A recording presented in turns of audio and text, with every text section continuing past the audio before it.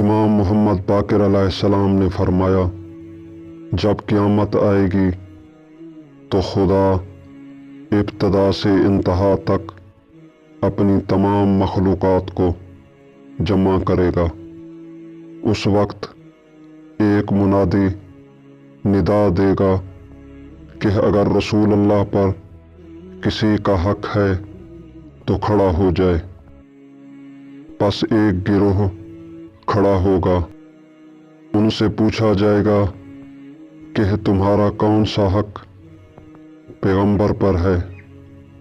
وہ جواب دیں گے، ہم حضرت صلی اللہ علیہ وآلہ وسلم کے بعد ان کے اہل بیت علیہ السلام پر درود بھیجا کرتے تھے۔